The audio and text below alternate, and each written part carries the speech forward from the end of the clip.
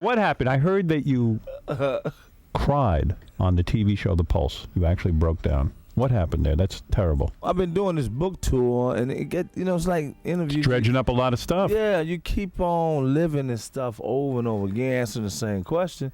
And then when I was doing the interview, 3 hours of just thinking of, all about my mother and grandmother. I got fooled for a moment, and I ain't gonna deny. What do you mean you got fooled? What do you mean fooled? Well, when you think about something that used to be, and something that's really close and dear to you, there's no shame about that. Well, you wrote a horrible thing, not a horrible thing, but a very emotional passage in your book. You talk about you saw your mother naked by accident, as we all do. You said you realized she had breast cancer or something was wrong because she had a big scar on her chest. Well, I came in, I was playing baseball, and I hit a home run to win the game, so I was excited. I ran all the way home, and when I came upstairs, we had this sliding door, and we was always taught to knock and stuff, But I hit the door, Mama, and I slid the door open, and my mother didn't have her top on. And I said, Ma, and I looked, and one of her, the right side of her breast was gone. And she had the bra with the chest pad in it. And she said, son, go and close the door, and I'll hear you later. I was frozen, because I just kept looking.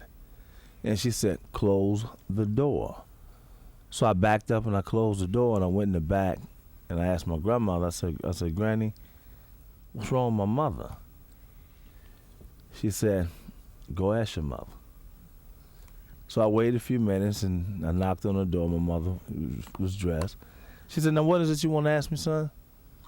And I said, Mom, what's wrong with your chest? She said, it's none of your business. Now tell me what you want to tell me. She never wanted me to know. And when she passed, she wrote a 10-page letter to my aunt explaining her death. You still have that letter? Yeah, I still have it. And what to do and how to do it. And she had in a letter, don't worry about Bernie. Bernie's going to pass everybody. Now, that's a very emotional story you're telling me. Right. I'm glad to see that side of you. Yeah, a lot of people think you're just a funny man. Well, you know what? There's a lot of, how when you are what you are and you got strength with that, ain't no big thing to me because what you see is what you get. You're strong about that. Even in your book, you say, the first time you really performed in public was at a funeral. Yeah. You made people laugh at a funeral, and people started hiring you because you could make people laugh at funerals, make them feel better. When I learned about comedy, I played a lot of sports. And sports taught me about getting in front of, teamwork, and all that kind of stuff. But the one thing I taught about comedy was the strength to go out there and not be afraid to fail. Okay, comedy, you own it. That is the only. That's a good lesson because no, it's a great lesson. Because man, you get up on that stage. You're by yourself. You by yourself. You gotta have confidence, like you're talking to your friends in the living room, right? There you go. If you can get that mindset. See, boxing is an individual sport, but a referee or judge can determine your fate.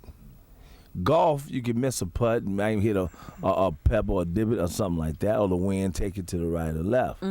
But comedy, you can't blame no damn body.